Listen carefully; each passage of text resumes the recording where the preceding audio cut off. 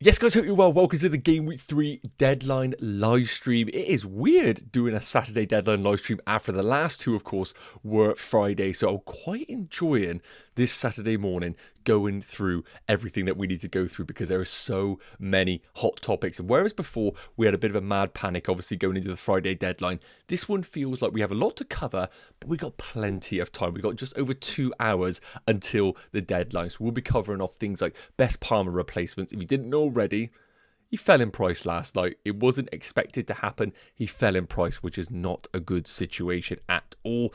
And of course, we had the price rise of Semenyo. So for anybody out there that was maybe doing the Palmer to Semenyo move, just be cautious. You might be priced out, but we'll look at the impact that it's going to have on my team, and hopefully that will help you guys out with everything else.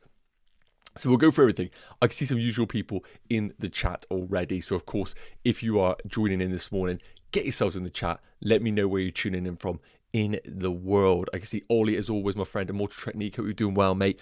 Gordon, hope you're well. I saw you last night on here again. That's awesome, mate. It's about 3:30 in the afternoon here. Wow, that is commitment. Ollie's saying free hit this week or next week. Ollie, it's all about your team dependent. How does your team look this week? Does it actually need a free hit? If you're sat there with Frimpong, Cole Palmer, Strand Larsen, all of these players, then yes, maybe a free hit is viable for your team. But as of right now, every team is dependent on whether a free hit should be activated or not. The same applies for things like a wild card. Anton, hope we're doing well, mate. Ollie, again, as I mentioned, Jonah, as always, on the streams. Roberto, hope we're doing well, my friend. Scott, in capitals, so I have to address this one. Hey, mate, need help with this week's free hit as my team is a mess. Okay, so what we will do on this stream is, of course, check out a free hit team for anybody that is activating it. I think I've done a free hit team early on in the week, but of course, for anybody that didn't see it, I will obviously update you with what I think is probably the best free hit team because things have changed. Of course, we've had the injuries. I think there's a lot that we can obviously change in those teams. Just sorting out here. Geordie, tuning in from Bristol. Geordie, let me know, mate, where in Bristol you are, buddy. I've never seen you in the chat before. Mayor, -4 for Wood for Fulkrug. Look, Fulkrug's one of those players right now where he is such a terrible price point that you're always going to be having this problem each and every week, worrying whether he starts or not, whether West Ham are ever going to get an upturn. So for me, I think Fulkrug will be a sell. Can you hold off until that wild card? Do I think a -4 pays off this week? Probably not. But do I think it pays off over the next 4? Then yes, I do. Because, of course, Chris Wood has West Ham, Arsenal, not ideal, Burnley, and I think it's then Sunderland. So it's really good fixtures. Scott says, sorry for the caps. That's no worries at all, mate. No worries at all. Watching from Kenya, Simon is. That is awesome. Natural free hitting Ndoye or Cunha. Look, I think I would have to go Cunha. If I'm free hitting this week, I know people are against it, but I think it would be Man United and Cunha would be in that team. I just think that's the route that I would go for. I get it. Man United are pretty woeful, but I just think I would lean towards that more than anything. And do I start Reinders or Sarr? If I had Reinders, I would find it very hard not to start him against Brighton. I do think it's going to be a game that Man City will win. And of course, Sarr played not long ago in the Conference League playoff games. So I think Sarr is the better pick. But I think just based on what we saw in terms of obviously the Conference League game, not ideal preparation for Crystal Palace.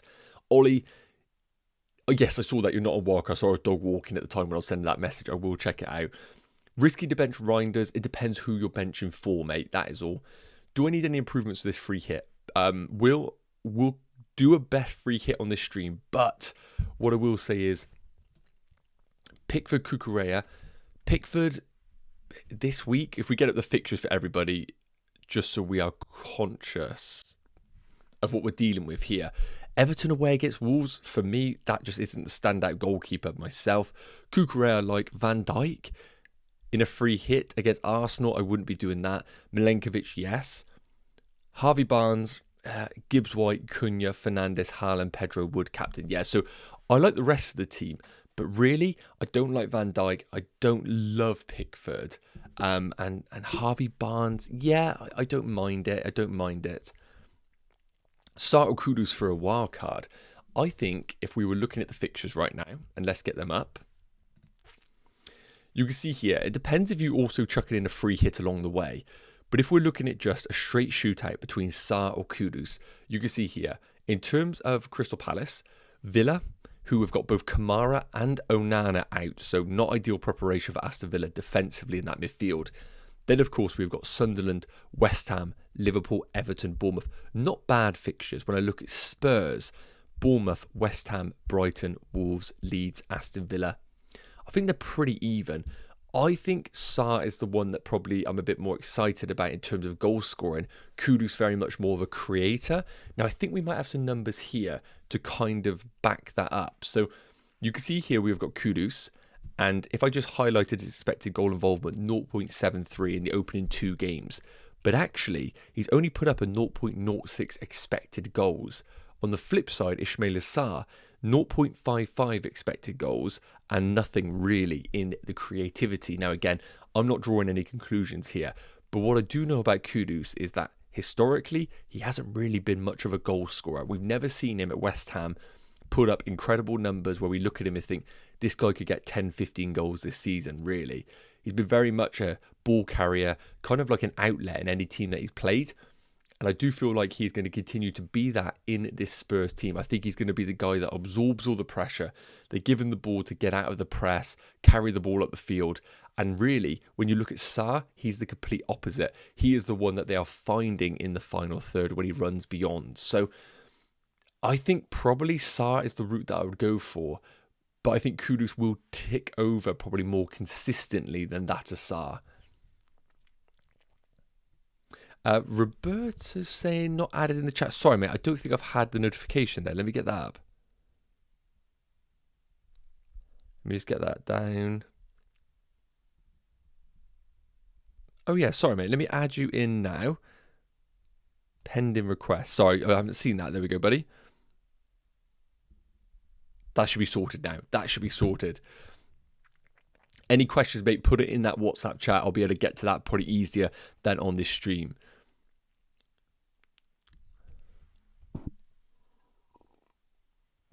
Sarr's a good record as Villa. Yes, I don't mind that at all. Captain Watkins, Salah or Wood.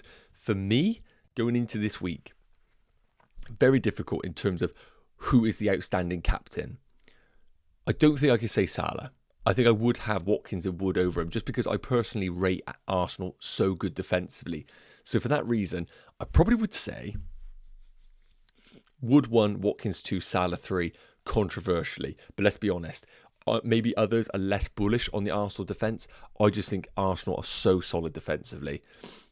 Jonas says Saka and Fulkrug to Sarr and Pedro. Saka of Fulkrug to Sarr and Pedro, or Saka, Fulkrug and Palmer.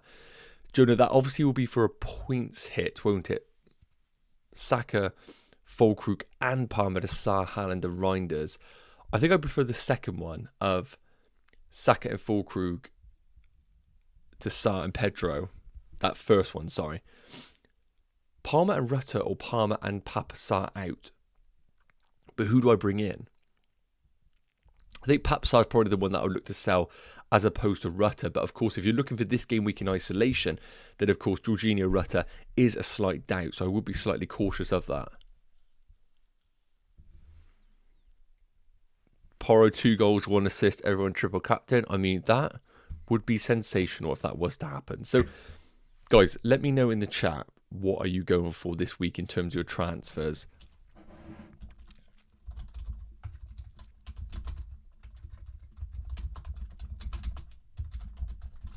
Just going to put a poll in. Have you made a transfer? No. 1, 2.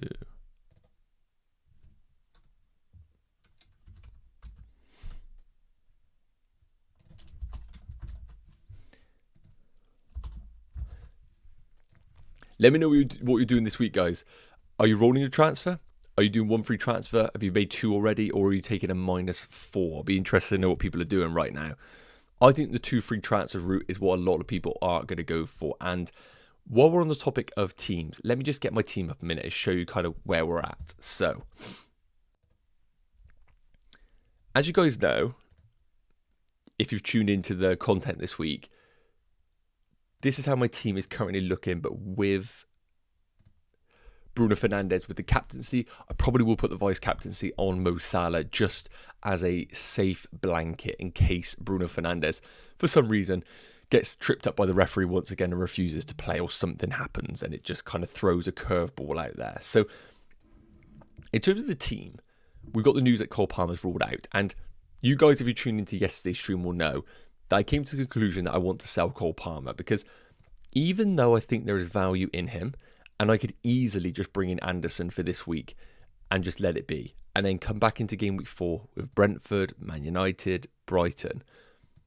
However, it doesn't really change the fact that going into game week 4, as an example, if I play Cole Palmer, and let's say we bring in Anderson for Murillo, this will give me 3 free transfers and it will give me loads of flexibility in my team. But I also don't know necessarily whether my team is any better even when I make the transfers, because when we come into game week 3, I look at into game week 4, and we look at the fixtures. Where am I really looking to target? Well, I probably will be looking to bring in a Palace player, but when I look at my team, where am I actually going to? Because if Watkins scores in game week 3, then I'm going to keep Watkins because the fixtures are too good. The fixtures are too good. Everton, Sunderland, Fulham, Burnley. Like, if he scores in game week 3, you're not selling him for Mateta. If João Pedro scores in game week 3, you're going to find it very hard to go to Mateta in that game week. So then you ask the question, where are you going with this team? Well, Rodgers could be the make way, and I could be looking to get rid of him. But if we get to game week 4 and Cole Palmer is still out, we're going to be making moves in game week 4 that we should have done probably in game week 3. So for that, I think there's enough of a reason to make the moves. Now, there are basically a few combinations that I've basically decided. So in terms of the forwards, I'm currently looking to really strengthen my squad, and it's going to be getting rid of Mark Gui. Now, the only replacements that I'm considering is going to be Chris Wood, because the fixtures are great. West Ham, Arsenal away, you can bench him. Game week 5 against Burnley, game week 6 against Sunderland. After that, we can look to sell him. We don't need him after that point. So Chris Wood is absolutely on the radar. The other one is going to be Mateta. I love the idea of Ekitike, but I just think Isak is going to go to Liverpool, and I think that's going to throw a real curveball in all of our teams. So if you bring in Ekitike, you've got to know that you're bringing him in for the worst fixture against Arsenal, and you're bringing him in potentially to be a rotation risk with Alexander Isak. So I think Mateta is one that I've also got on my radar. Villa, Sunderland, West Ham, Liverpool, Everton, Bournemouth, Arsenal. I don't actually think the fixtures are as good as that of Forest's. I just want to add these boys to the watch list because it's a really helpful tool. So we can almost just jump over here. And in terms of the midfielders, because Cole Palmer's obviously being cut from my team, if we just put in Chris Wood as an example, because he's the most expensive, and this will give us an idea of what we can afford. That gives us 7.3 million. Now, when we take a look at the price points of players, Semenyo, I don't think is 7.2 anymore. Am I right in that? I think he has gone up in price. Let me just double check.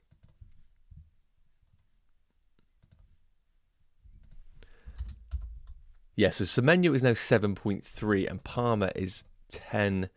I don't think Palmer's price is correct here. No. I might have to reset it a minute. Give me 2 seconds. Let me pop up, obviously, the news about Cole Palmer. Let's see if I can get this reset. Sorry, guys. I think it's still got the old price points. Here we go. Yeah. That's my bad. I didn't reset it. I can't have a go at the site. It isn't the site's fault. It's my fault. I didn't reset it. So let me just add in some more of the players that I'm looking to be alternatives for Palmer, and then we can go into them in detail. Kudus, definitely a consideration.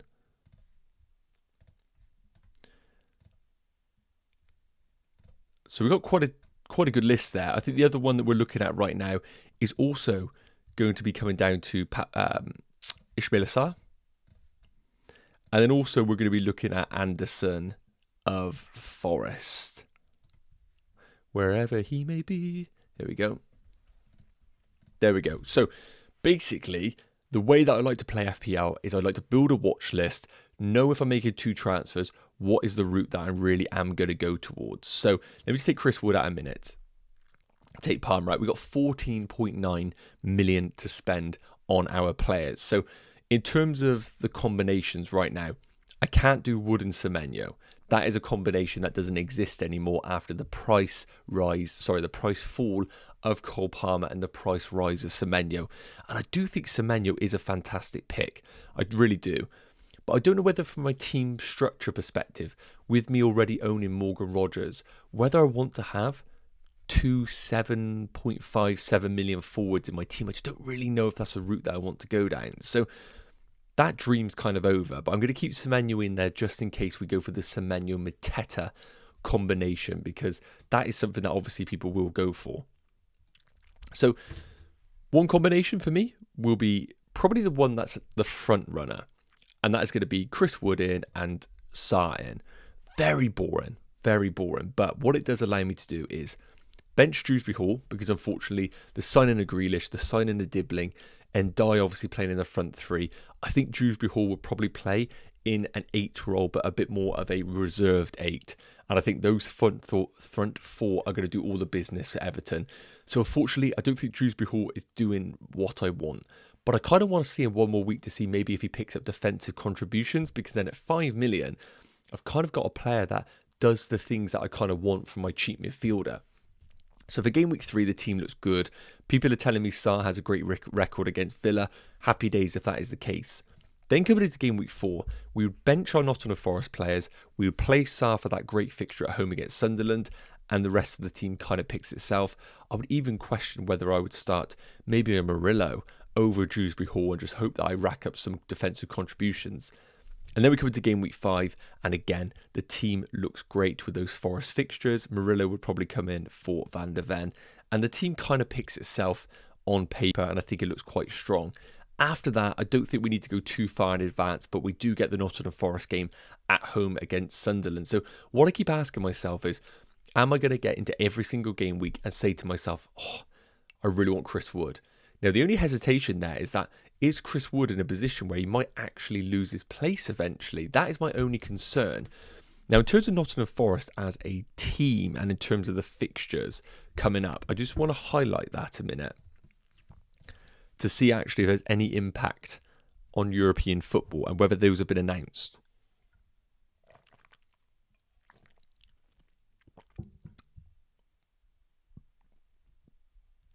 So I'm just seeing right now how it lands for them.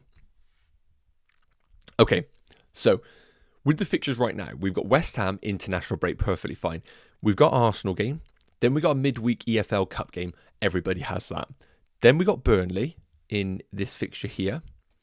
The problem is, in between that, on September 24th, we have then got, of course, the Europa League fixture against whoever they play.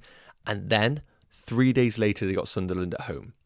So anybody that's buying Nottingham Forest right now, we just got to understand that we're in a position where Forest are going to be balancing both Europa League and Premier League by the time we get into that Burnley-Sunderland combination. So just be careful with Chris Wood, because we could see a situation where maybe Chris Wood plays Burnley, Europa League, and then is benched in that game in Game Week 6. I see no world where Chris Wood plays considerable minutes for both Game Week 5 and Game Week 6.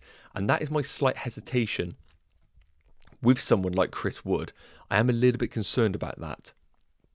When we take a look at Crystal Palace, just for a little bit of context, and remember, Palace do play in the Conference League. So it is a slightly different kettle of fish here. Let me just bring up the fixtures there for Mateta. So in terms of Palace right now, we have got different situation really. Villa, obviously in Game Week 3, which they're going to play. Then we have got, of course, Sunderland. EFL Cup against Millwall is what it is. All those teams play it. Then they've got the West Ham game. Then they've got the Liverpool game. Then they've got Conference League between Liverpool and Everton. Yes. So between Liverpool and Everton, that is where the fixture is going to be for Crystal Palace, rather than between the two great fixtures here, which makes me think maybe Crystal Palace are maybe a bit more of a tempting pick than that of Nottingham Forest. So we need to have a look at that, of course. Obviously, as well, in this situation, Spurs also have got to contend with Champions League football. So we need to remember that as well. Champions League football is on the horizon. And in terms of Spurs, if we were looking to bring in Kudus, just to remind myself, Spurs' fixtures are going to be, that doesn't impact anything. But once they play West Ham, they've got Monaco away in between. Oh no, sorry, they've got a Champions League fixture between here. So we need to remember that Champions League football is back between game weeks 4 and 5. How is that going to impact the players that we are selecting? I don't know yet. Because we've got a super chat here from OP Talent. Much appreciated, my friend. That is very, very generous on that one. And always a regular on the streams. Play Verbruggen, City at home, or Dubravka, Man United away. Captain Haaland versus Verbruggen, or Bruno versus Dubravka. Okay, so that is a really difficult one, because I would argue that probably the clean sheet odds are more in Dubravka's favour.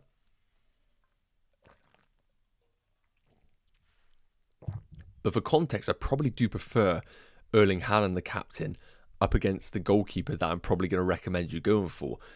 So I don't love the idea of captaining somebody obviously up against your own keeper, but you could see a situation where your keeper concedes but just racks up saves, and it's all happy days, really. I don't really feel that good going for Dubravka away against Man United. But I think based on odds, I probably would go for... very difficult. I probably would go for Verbruggen at home against City with a captain on Bruno. But you know you're asking for trouble with that combination, my friend. You know you're asking for trouble with that combination. Dubravka away against Man United with a captain on Haaland probably is a safer play. I think City definitely score. Could I see a world where Man United just crap the bed again? Possibly. I think I probably would go for the combination of Verbruggen and Captain Bruno, but I know it's controversial on that one, mate. And if it is, otherwise, I think I'll probably lean towards Dubravka Bruno. Dubravka Haaland is your safe pick. Let me know some more thoughts on it, mate. I'll be interested to know who your other captaincy options are. Didn't Pep say Reina Nori was fit to start? Yes, he is fit to start. He's available, so he is all good to go. Pep said he was fit to start. Yep, that's true. Pep Roulette, of course. Sam is saying, absolutely hate my team. Haven't been able to keep up properly as I have a 10-week-old baby, but should I -8 or wildcard? Well, Sam, first and foremost, congratulations, mate. I can imagine that is tough going. Personally, Sam, in that situation, I do think I need to know a little bit more about what your team looks like, because then I can actually tell you whether to go for a -8 or not. Obviously, naturally, I'm stuck with who to start with my backline. I've got Livramento, so let's just remind ourselves of the fixtures. Livramento, Cucurella, Williams, Porro, and Munoz. Who do I start? Well, I think really we got to ask ourselves, who are the ones that are locked in? Now, it's impossible to bench Cucurella at home, so Cucurella is a start for you. I would say Porro is a start. And then it comes down to Williams versus Livramento versus Munoz. It's an absolutely stacked defence. I would probably say to you, Ollie, in this situation, I'd be looking to play a 4. Let me just get up your team a minute on the chat. So you've got you've got a front 3 of Haaland, Wood, and João Pedro, which of course you cannot bench. I thought you had Dorgu. Have you already sold him? Let me know, Ollie, if you've already sold him. And then you've got Gakpo, Kudus, Semenyo, and Anderson, which, yeah, I appreciate it's very difficult to bench any of those. But I probably would lean... I think you have to start Cucurella, you have to start Porro, and I think you have to start Williams, because the Forest defensive coverage is going to be so big. I think you can bench Livramento, but obviously I know it's difficult. Should I start Milenkovic or Dorgu? I think I would be going for Milenkovic, because that Forest defensive coverage is going to be high this week. And if they do keep a clean sheet and you have no coverage, it's not ideal. Palmer should take a -4 for who? Well, again, it all comes down to what you're really looking for. So, again, I don't really want to read too much into this. How can we come to any conclusions after 2 game weeks? So, the stats here for the popular alternatives you can see on your screen. Semenyo leading the way, followed by Johnson, Cunha. Ismail Assar, the one that's being bought by everybody, is right at the bottom of the pack at 0.6. But really, it comes down to the fixtures. And what we have to remind ourselves, as I mentioned, is that Europa League and Conference League and Champions League is on the horizon. So if we are looking at somebody like a Spurs, fantastic to have them. But we do have Champions League between Bournemouth and West Ham. Sorry, West Ham and Brighton, so not ideal. So I think we are in a situation right now where the landscape is definitely going to change, and we're going to learn whether teams can adapt with both the Premier League and the Europa League football or European football. So we still don't know the answers right now on exactly who the best alternative is.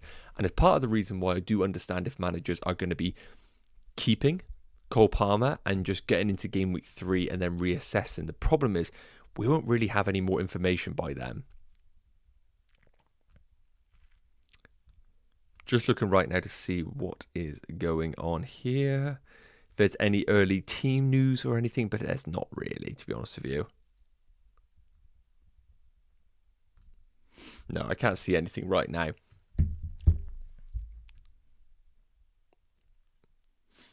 Thoughts on Johnson? Johnson, I don't mind. The numbers are good that we spoke about. The numbers are really solid for Brennan Johnson.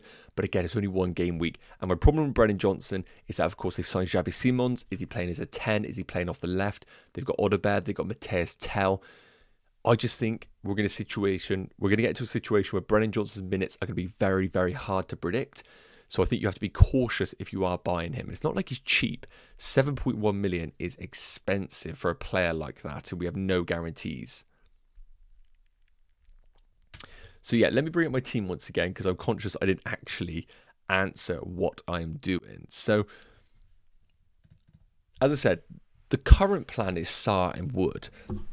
But I am slightly concerned about what Europa League and Conference League football is going to do to them. But that basically impacts all of the players that we're considering right now. So I think it's probably a weak argument for me to say that. Now, the only way that I can bring in Semenyo means that I can only bring in Mateta as the alternative, because Chris Wood is then too expensive. So I don't mind that move. Game week 3, their fixtures aren't good. Game week 4, the fixtures are favourable. You obviously are playing Mateta in game week 4, even though we would be looking to bench Chris Wood if you went there. So it's a very easy situation. You bench, you got the penalty taker in that Crystal Palace team, happy days. Then you get into game week 5 away against West Ham. Semenyo at home against Newcastle. I don't like that fixture. But of course, Champions League football on the horizon for Newcastle. Could we see Bournemouth capitalise while Bournemouth don't actually have European football? That could be quite an important thing. The issue with Semenyo is that, of course, it doesn't really give me anything in the bank to play with. That is my only worry about going down that route. Whereas if I was to go down the Sarr and Chris Wood, it gives me 0.7 million in the bank that I can be a bit more flexible with in future game weeks. Now, probably the move that is the least on my radar right now is something like an Anderson and Mateta combination.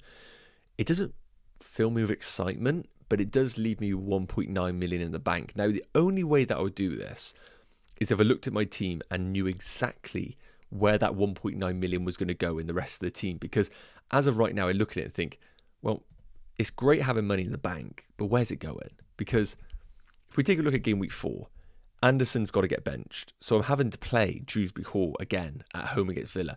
That doesn't really help me at all in this game week.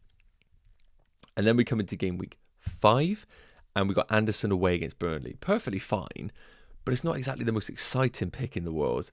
And again, I've got 1.9 million in the bank. The team looks okay. Where am I spending this money? It's not like it gives me the money to go to Erling Haaland or anything like that.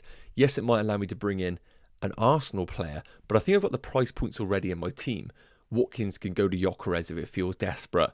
I could go from Bruno Fernandes to an Arsenal player. I can go from Saka to an Arsenal player if I want to. So it's quite difficult. For those that are wondering, obviously, Arsenal are probably going to be on radar around game week 7 for me, if I don't wildcard around that period. Game week 7, Arsenal's fixtures become an absolute joke. They are so good. Where are they? West Ham, Fulham, Palace, Burnley. Really, really good fixtures for Arsenal over that period. So that is where a lot of people are going to make very similar moves over that period. Let's bring up my team once again. Let's take a look at the chat, make sure I'm not missing out on anything here.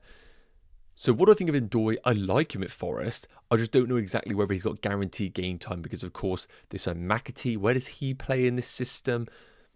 I like him. I don't like his long-term minutes, especially with now, of course, Europa League football on the horizon. Bruno with Strand Larsen or Mbeumo and João Pedro. Well, Strand Larsen has been ruled out for game week 3, so of course I would be saying to you, don't be buying Strand Larsen. Morning, mate. Torn between Bruno or Wood, captain. What are you thinking? For me, even if I do buy Chris Wood, it is going to be Bruno Fernandes as my captain. That is quite a confident pick for me this week. And if it doesn't work, it doesn't work. Palmer and full crew to Semenyo and Wood would still have... yes, I absolutely like that move. There are literally no arguments about that. Like I said, Semenyo, the numbers are good. Fixtures are good. Don't have European football. It's a nice pick. Wood over Drewsbury Hall in game week 4. Yeah, I think it definitely would be an argument for that, yes. Guys, I don't know what to do. Semenyo for Palmer and João Pedro for a -4 or Bruno for Palmer. Well, who are you selling your forward for, Trey? And let me know. I don't know who the forward you're selling is. Kudus or Rodgers. If I was buying right now, I still think Rodgers is a fantastic pick, but I understand why people are a little bit cautious about the situation because Villa are not looking good. As of right now, it probably would be Kudus and save yourself the money. But who knows? All it takes is a Rodgers goal and assist this week and the bandwagon begins because the fixtures are great. Yes, that's difficult, but Sunderland, Fulham, Burnley, really good fixtures, and then everybody's jumping off after game week 6.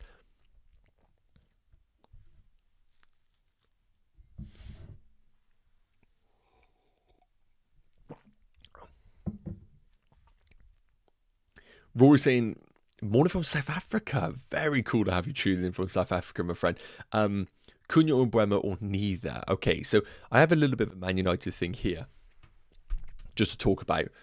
So it's a lovely little kind of whatever they call it, where you go off into the next section. I can't remember what the word is, it's too early. So Cunha, Mbeumo, Bruno Fernandes, the 3 options that everybody's looking at right now in game week 3. Burnley at home, I think, is the standout fixture. Now, look, I'm not getting carried away. I think Man United probably just scrape by in this game. I'm not expecting them to win 3-4-5-0 like maybe some others are, but I do think they win the game. Now, in terms of long-term picks, I just don't like it. I just don't like Man United long-term. So if you are doing Palmer to any of these guys, you can do it. It's fine. But make sure it's your only Man United player. If you've got Bruno Fernandes and you're also doing Palmer down to Cunha, do you want to be sat there with Bruno and Cunha for City, Chelsea? Yes, Brentford and Sunderland are good, but we still don't know whether Man United are going to be good by that stage. So you really got to almost embrace game week 4 and 5 and just say to yourself, I am banking on this Man United team clicking. And what we saw right now with Amorim, it just doesn't look like it as of now. So for me, I think Cunha is the way that I would go if I was looking to buy between Cunha and Mbeumo. But I'm going to be honest, this Man United team have been so in and out. Great for 10 minutes, terrible for 20. Great for 10, terrible for 20. That we just don't have the information right now to know which one is the best pick. And that's why a lot of people are defaulting on Bruno Fernandes, just because you know that he's going to pick up defensive contributions, he's on penalties, and you know he is just going to stay on that field for 90 minutes. I would say that's the same applies for Cunha and Mbeumo, but we don't know which one to go for. It would probably be Cunha, but we're only going off 2 game weeks worth of information, and I just don't think you can come to any real decision. So for that reason, if you're going for Man United, just say to yourself, I'm doing it because I want to, and I don't actually have the information. So I'm just going to roll the dice, pick the gut feeling. And that's kind of part and parcel of it. For me, when I watch it, I'd probably rather have Cunha. He's an absolute baller on the field, and it kind of excites you having him. So that's kind of the route that I would go down myself. So look, we need to come to some sort of conclusion on my team here, because I always fleet around the edges and I don't actually decide what to do. So I'm not going down the Anderson route. It doesn't really help my team at all. So if we were to keep Mateta in, the only options available are going to be Semenyo or Kudus, because I don't really feel confident going for both Sarr and Mateta. I just don't really want that. I don't want double Villa, double Palace. That just doesn't sit right in my gut at all. So Mateta versus Chris Wood is an interesting debate. Wood's more expensive. Wood has a harder balance between Europa League and Premier League, whereas I think Palace's is a little bit better. Chris Wood has Arsenal, and Chris Wood has direct competition. There's no denying it. He has direct competition. The minutes for Chris Wood, what have they been? Let me get up the Premier League site a minute.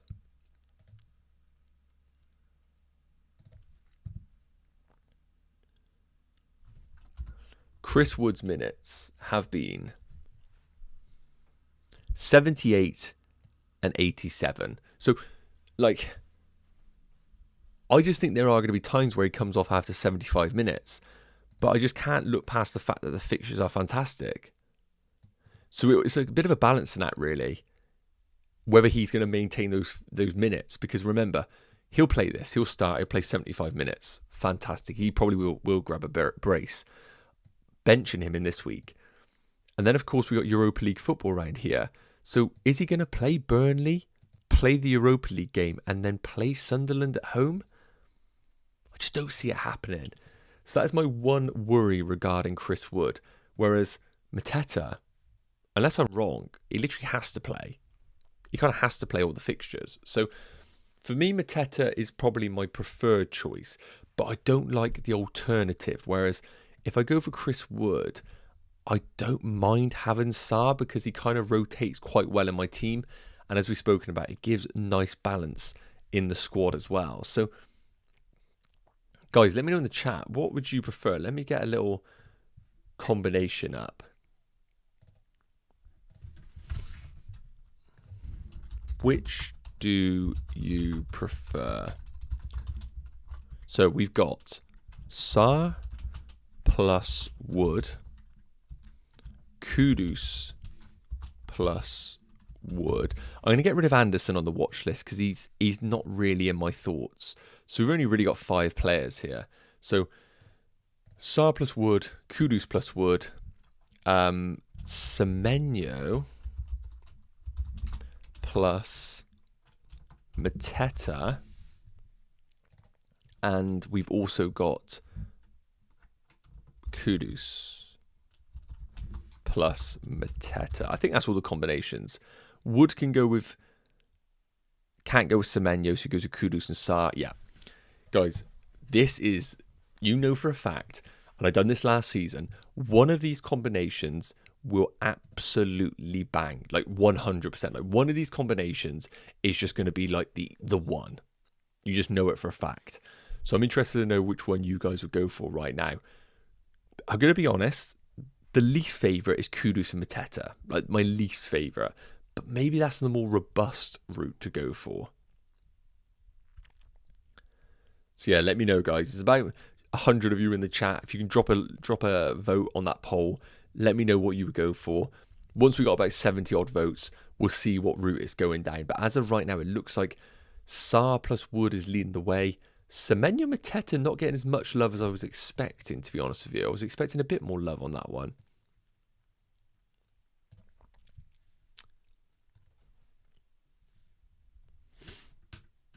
Why Bruno Cap? I think Arsenal are fantastic defensively, so I'm not looking at Salah. João Pedro, I like. I don't love. I think Fulham are good.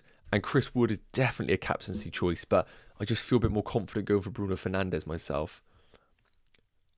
Next problem is who would I captain out of Haaland, Wood, or João Pedro? I still think Haaland is the way that I'll go.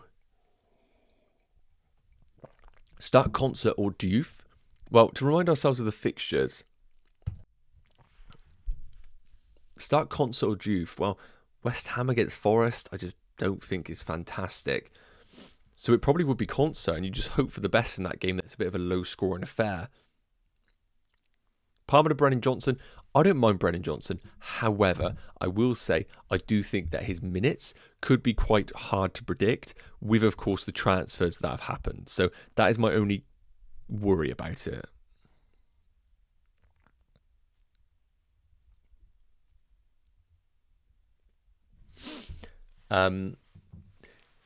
I have Palmer and Solanke, but I only have one free transfer. Do I still get both out for Mateta and Cunha? Michael, I like it, but Cunha, I think long-term could be a bit of a problem for you.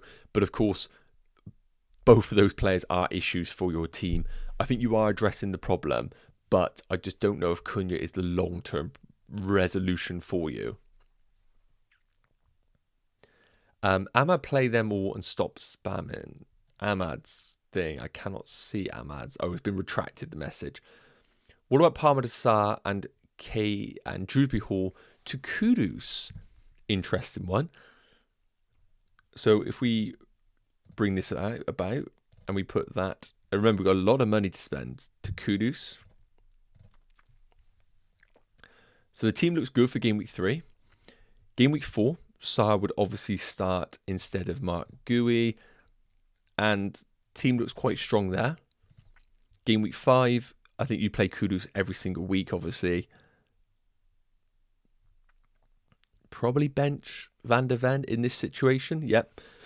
I don't mind it. I don't mind that scenario and kind of improving the overall 5 of my team. I'm not against that. I'm not against that move. Maybe I'm being a bit more brainwashed at the fact, but it will leave me 2.3 million in the bank, and I got to ask myself, what am I doing with that money? Is it improving my team? I'm just going to make sure there is no early Chelsea news. Maybe like somebody's like, you know,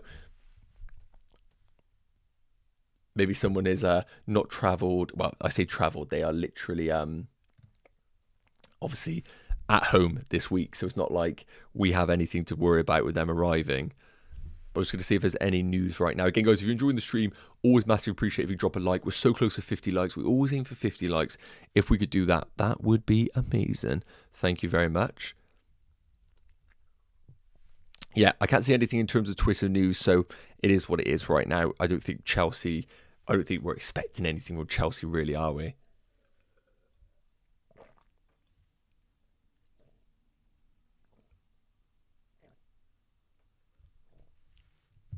God, I was dehydrated.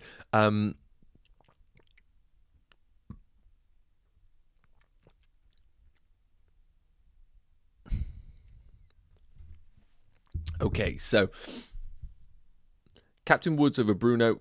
Yeah, I'm not against the Wood thing. Start Gakpo or Drewsbury Hall. Look, if I had Gakpo, I'd find it very difficult to bench him, even though it's against Arsenal.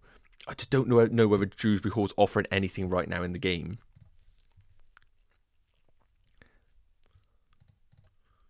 So we can see we got 90 votes on the poll. Sarr and Wood leading the way. Kudus and Wood at 28%. And then Semenyo and Mateta at 20%.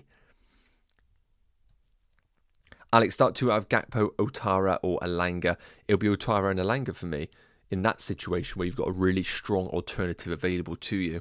Who to bench? Anderson, Sarr or Semenyo? It probably would be controversially. Anderson, I find like you'd have to start with a home game. So then it comes down to, of course, Sarr versus Semenyo, and I probably would bench Sarr just because they played in that Conference League. When am I free hitting? I haven't really got a plan for free hit right now. I think game week 6 is a consideration, but better that's not cold black coffee again. No, but it is getting cold, definitely. You obviously remember the stream where I necked that and just absolutely killed me. Bench dilemma. Bench 1, Reinders, Wirtz, Sarr or Rodgers. Okay, so look, a home game for Aston Villa, Rodgers has to play. Reinders, I think, has to play. So it comes down to Wirtz versus Salah. And if you're not selling Wirtz, I think you have to play him. So it would be benching Sarr controversially. I just think if you're not playing Wirtz, I get it. You could just bench him. it's difficult to bench like a nearly a £9 million asset and look at him and think, oh, I could be doing so much more with that money. But if it's a long-term plan and you're saying to yourself, I still want Wirtz for game week 4 for the Burnley game, then I can get behind benching him. But otherwise, I just find it hard to bench Wirtz. Sam saying, I'm so indecisive, 50-50 on Bruno and João Pedro captain. Both have their cons. Pedro early kickoff, yes, agree. Bruno playing for bad United side opinions, yeah. I think this one is just so open right now because it's not like Bruno Fernandes is really doing much where we're saying to ourselves he's getting to so many fantastic areas. Now, in terms of the actual Man United side of things, Bruno Fernandes has created just as much as Mbeumo in open play. But of course, he is really skewed right now in terms of his penalty. So you want to take into account non-pen involvement. And that brings it up, brings it down to 0.52 compared to Cunha's 0.86. So it's not like Bruno Fernandes has done incredible stuff outside of the penalty. But I do think Bruno just has the better fixture. And that's kind of what I'm leading to right now. Grealish is a huge differential. I like it. But with me having Dewsbury Hall, I don't like going double Everton right now. Thoughts on Newcastle scoring more than Man United this game week? No, not against that. Not against that at all. I think Newcastle have shown with the Isak situation that it hasn't affected them as much as we were anticipating.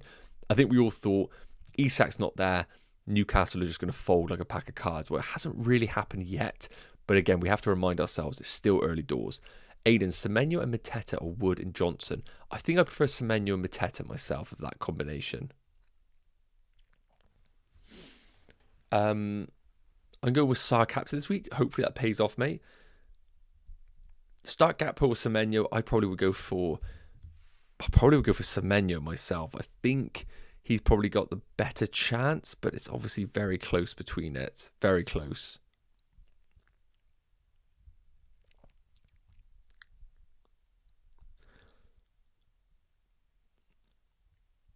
Yeah, I don't see any news right now in terms of Chelsea, so I don't think there's much going on, to be honest with you. I don't think there's anything we need to learn about early Chelsea news. Right, I really do need to get my team locked in, guys. I need to actually get this sorted. So let's just reset the game week just so I can show you what we got going on. That's all fine. By the way, make sure you do check out Plan FPL. It is really good in terms of like just long-term planning for your teams. Make sure you refresh it though, unlike me, where we had the old price points. So, is there a world where I just roll my transfer? Nah, there ain't a world where I'm rolling my transfer and having a terrible team. So, look, Palmer out. And guys, just so you know, I just don't think there are any premiums to buy. Like, injured, sorry, I own, injured, I own. No chance. I'm going Marmouche. Wirtz, no chance. Cunha, I cannot get behind double Man United midfield. Foden, no chance. Mbeumo, same principle as Cunha. Odegaard's out. Gakpo is not an entry point here. Eze, no chance. Gibbs White, yes, but 7.5 million, very hard to squeeze into this team. Semenyo is on the watch list. And then after that, I've put in basically the players that I think deserve to be on the watch list. So that's currently where we're looking.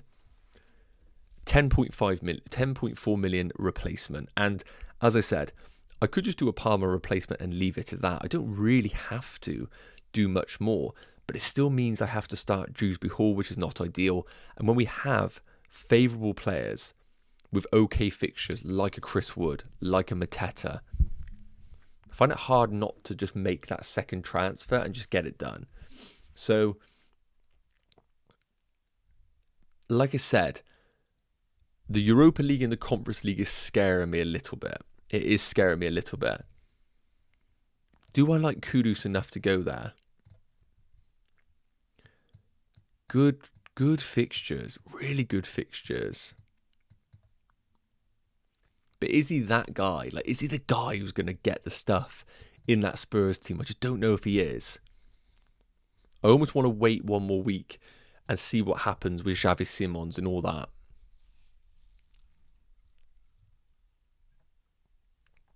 Thoughts on Richarlison?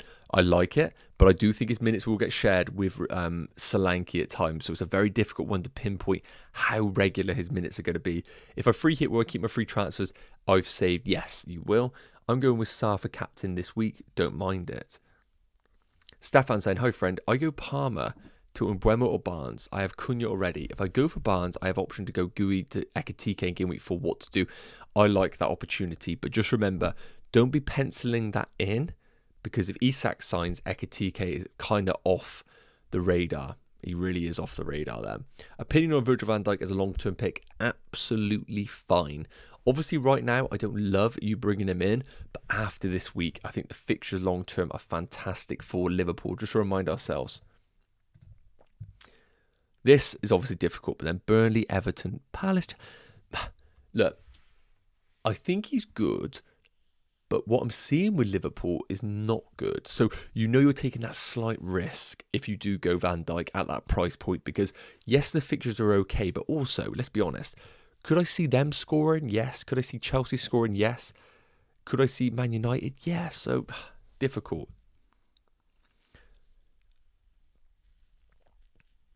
I've gone mad and bench Palmer, used 2 free transfer GUI for Mateta and Saka. Yeah, if you have Saka, that would probably be my priority to get rid of him as opposed to Palmer. So I agree with those moves. Borden saying Bruno and Wood for Ekitike and Mbeumo. Bruno and Wood, or I prefer Bruno and Wood quite considerably there.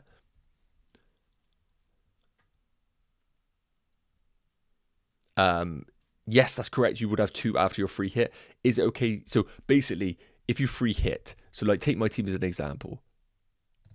If I have 2 free transfers and I free hit, I go into game week 4 with 2 free transfers. If you don't free hit and you just roll your transfer, of course, you get 3. When you use a chip, it doesn't get rid of your transfers like it used to in the game, but you don't also roll a transfer. So you don't play your free hit and also roll a transfer on top of that. It just basically leaves your transfers as what it was before you activated the chip. That's kind of the only way to describe it.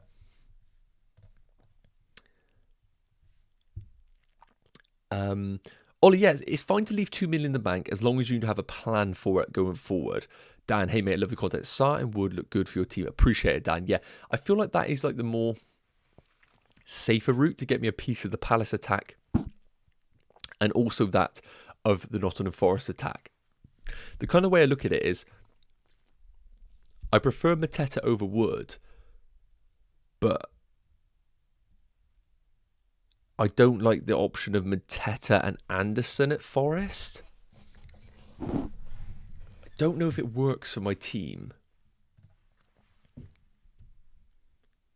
If we were to do that, like I said, I just don't think the structure really works. Mateta comes in for Dewsbury Hall. In game week 4, we'd have 1 free transfer. Mateta would come in for Anderson, but then we'd have the Dewsbury Hall problem once again, which is not an ideal scenario. And 1.9 million in the bank. What am I doing with that money? That's the question. Game week 5, of course, Mateta plays there. I don't mind the Anderson move. Because I think he's a safe and steady pick. But I really got to know what I'm doing with that money in the bank, because if it's just sat there each and every week, I'm asking myself, where is it going? Because money is just bleeding on the bench, isn't it? It's just sat there and it's doing nothing for my team. Like, I could get myself to game week 7 when the fixtures turn good for Arsenal, and then I could pump it into like a Salah to. I don't think this Anderson move really makes a lot of sense for me.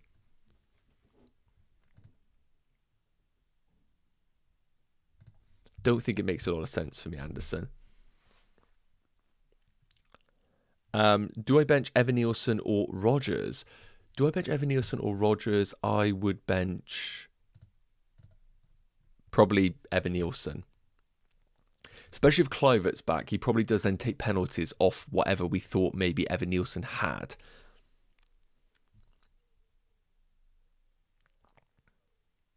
Yeah, I agree. There is a world where Palmer just comes back in for game week 4 and it looks great. But for my team this week, if I roll the transfer and Anderson comes in here, I'm still playing Anderson away against Chelsea and Dewsbury Hall away against Wolves. So I think I've got two kind of redundant players then. I feel like I'm missing out on a lot of upside this week. And then when you look at the team here, if Palmer is ruled out, and we have to remind ourselves that Chelsea have Champions League football. That's what a lot of people aren't talking about. So let's say we get to game week 4. Let's just get the Chelsea fixtures up on my phone a minute just to let you know. So Palmer will have, he misses this. We then have Brentford and then Qarabağ away in between this and then Man United. So it's not like it's the best preparation for the Man United game. So, sorry, it's not even like we have Qarabağ. It's a Champions League game. Sorry, it's not Qarabağ. It's a Champions League game. So, my only worry is that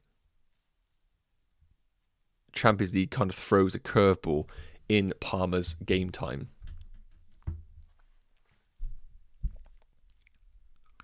John, tell us some facts about you, please. I'm a Chelsea fan. That's one fact. Everton defence or Livramento. For this week, looking at the fixtures, I probably would go for Livramento and hope he has some upside to his game that maybe in the final third, that Tarkowski or whoever you own maybe doesn't offer. But of course, Everton might be a bit more predictable with their defensive contributions as opposed to Livramento's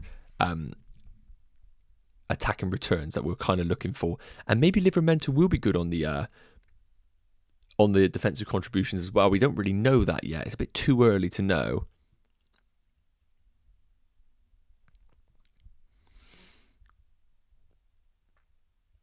Just seeing right now if there's any more news online. I can't see any as of now.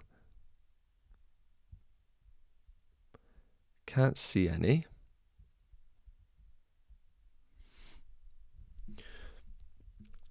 And guys, let me know in the chat, what are your current transfers right now? Where are you going? My dog is being very, very needy this morning. Where is she?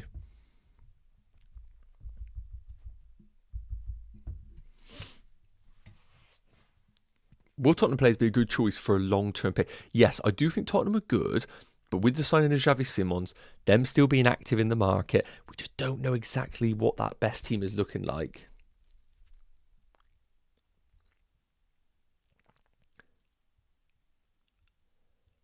Why is no one talking about Utara? Utara deserves a conversation, 100%. Let's get him up.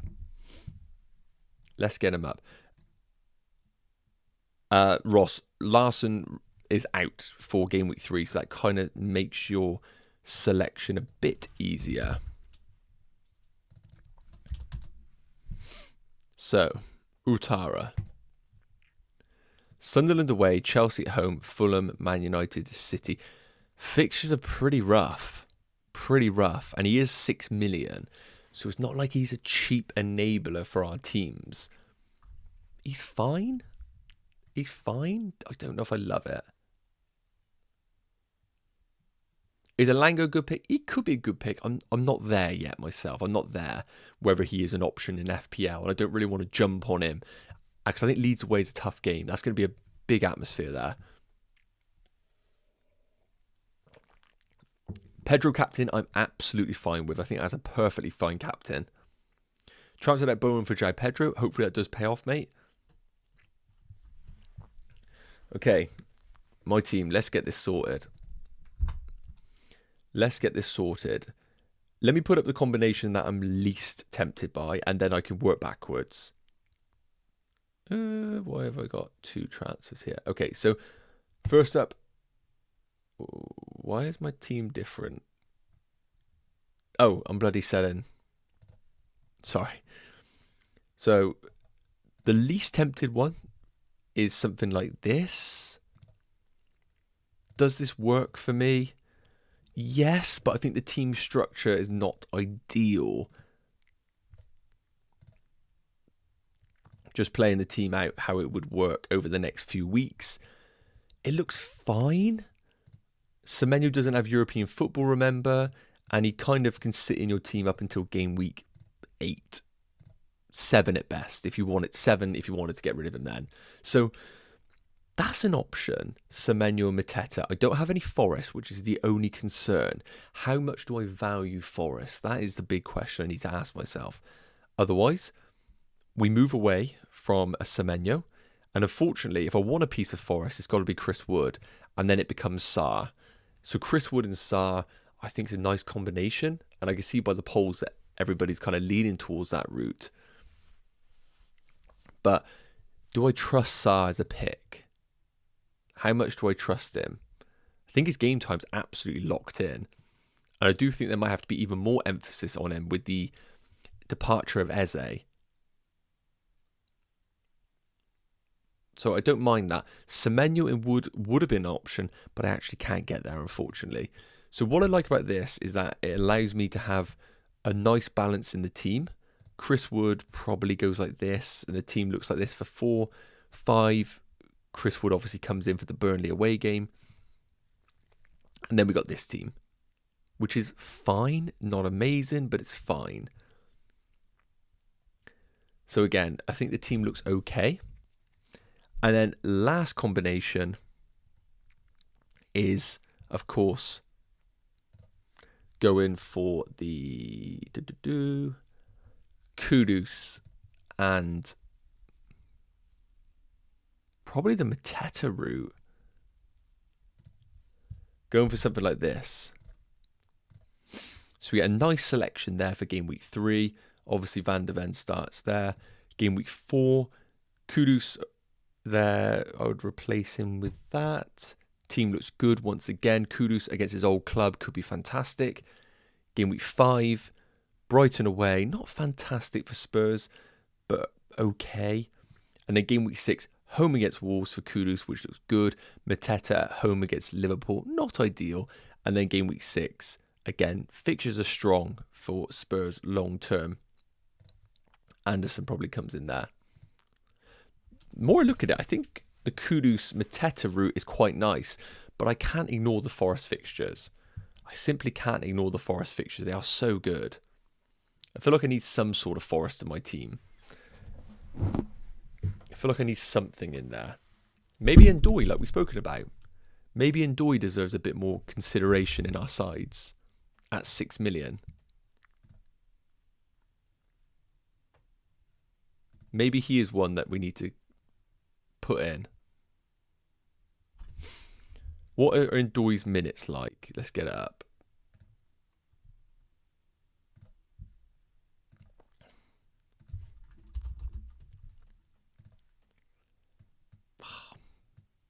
Straight away, that's a red flag. 78 and 70. I just don't like it. I don't love it. I don't love it.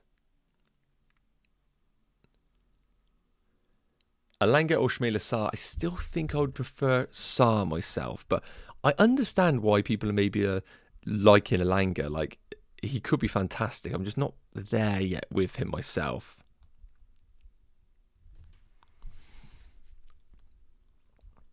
Just seeing right now if there is anything on here. Can't see too much.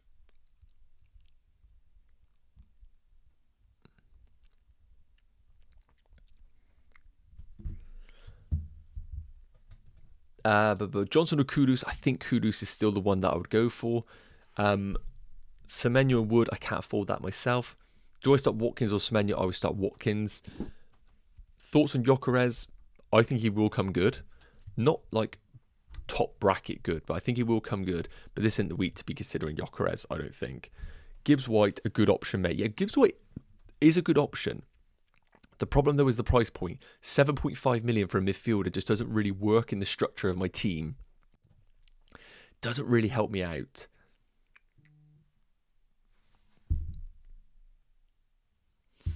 It's worth taking a -8 for Wood, for Gui, and Sarr for Palmer. For a -8, I'm not a huge fan. I'll be interested to know what transfers you made to get yourself in a position where you're at a -8. Should I take Paqueta or Morgan Gibbs-White?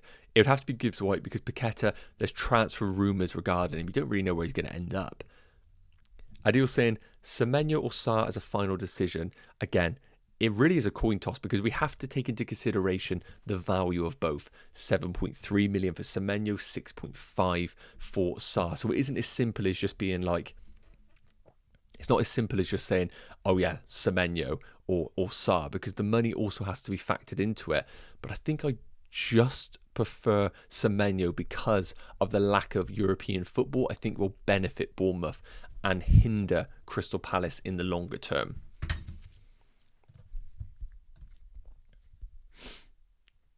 But this isn't.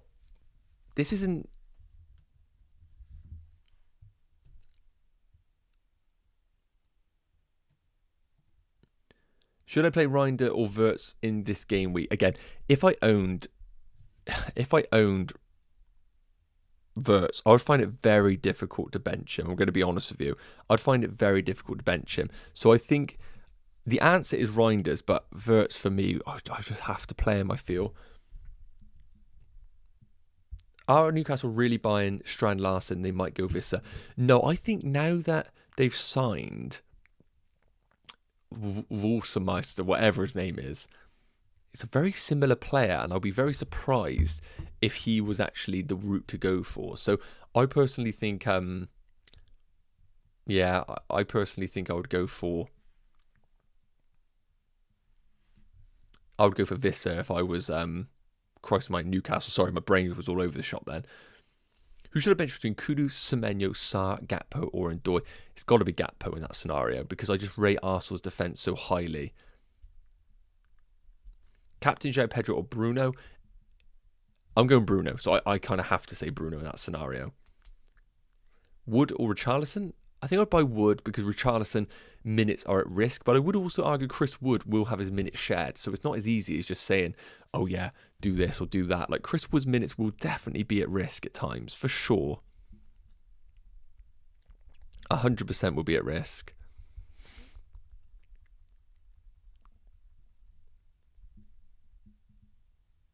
Just seeing if there's any other transfer news or any Twitter speculations, and there isn't really anything right now, to be honest with you. It's all looking pretty rosy. No big things, and we're not expecting much from Chelsea, are we? We're not looking at Chelsea thinking that there is going to be any crazy stuff that happens that we weren't anticipating.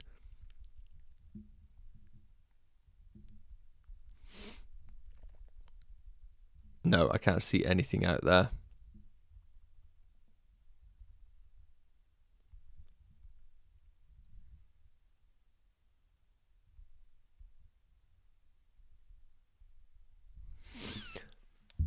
Okay, so my team. The only other thing I've got to ask myself with my team is, could I just make one transfer? Is there benefit in making just one transfer? So let's say we go Sarr, for example, comes in for this game, gives me 3.9 million in the bank, and then we come into game week 4 with 2 free transfers. Now, in this actual team here, the problem is it's Dewsbury Hall versus Chris Wood and using a transfer. So it's like, how much do I value Chris Wood for this week, knowing that I'm benching him in this week? Because this team, again, I would need a transfer in game week 4. I do believe a transfer in game week 4 is going to be required. So with 3.9 million in the bank, the problem is the team structure I don't think gets any better, but can I get to Ekitike? No, he's seriously out of reach. So it's not like I can do Sarr and then do Mark Gui to Ekitike straight away.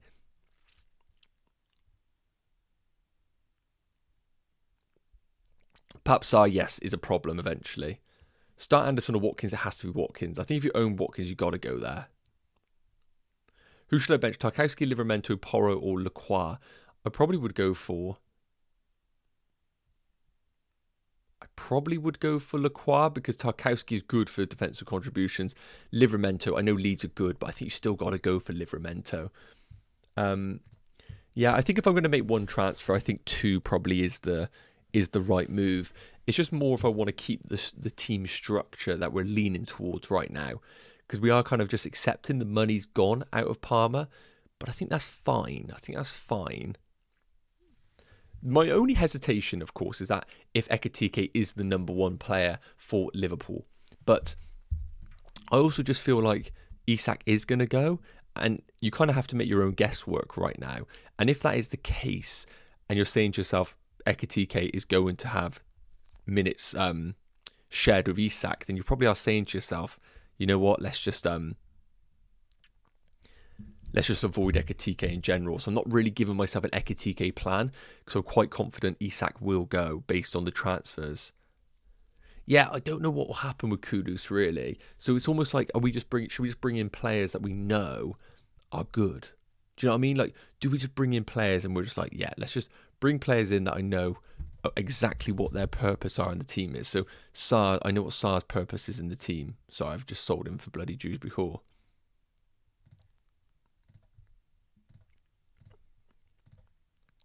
And we just do something like, it keeps coming down to this really. I keep making this transfer and I think I probably do just do this.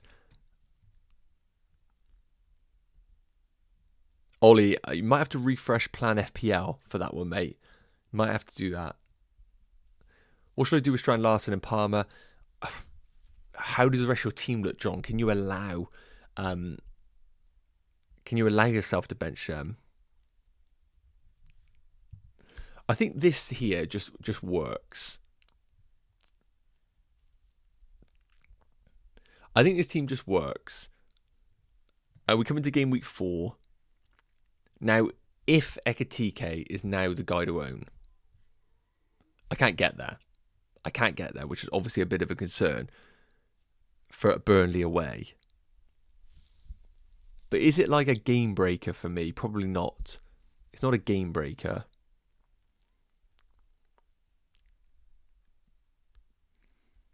Sarr and Wood is really the safest pick. And yeah, I do agree it is the safest pick. And when we look at game week 4, just looking ahead, I'm not fussed about having this. Not fussed, but I've got Sarr. You would argue Mateta is the outright one that you want.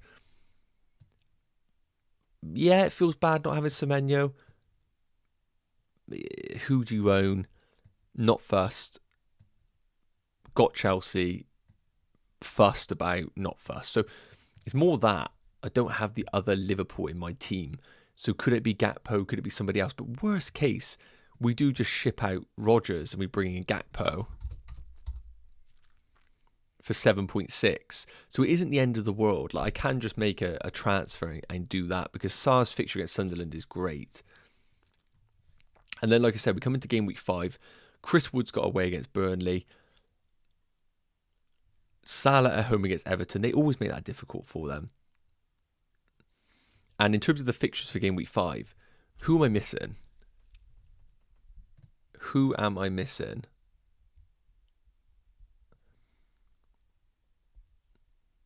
I think that's a tough game for United.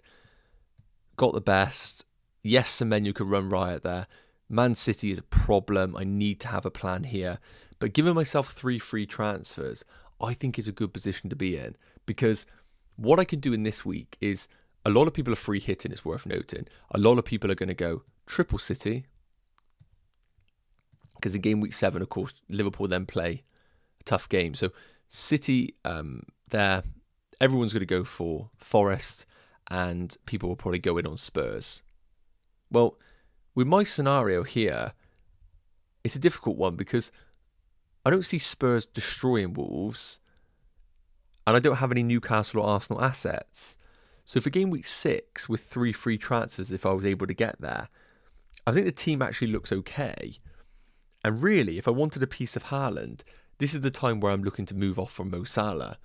So it could look like something like Salah out, João Pedro out, and maybe we're looking to ship him out of the team around this period because the fixtures start to get difficult after this moment.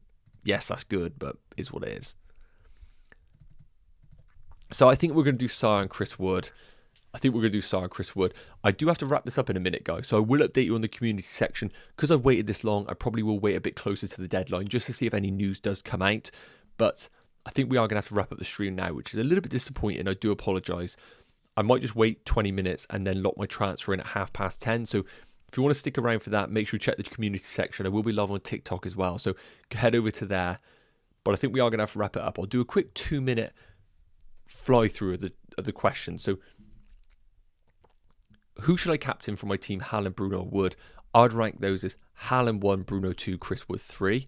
Ndoye or Bruno or Hudson-Odoi, I'd rank those Bruno and Ndoye, Hudson-Odoi. Michael, in between 2 transfers, Solanke to Richarlison feels very sideways. I don't love that. And Palmer to Sarr or Solanke to Mateta. I prefer the second one that you've mentioned there. Or just, yeah, you have Solanke, so I get it. You probably do want to do that.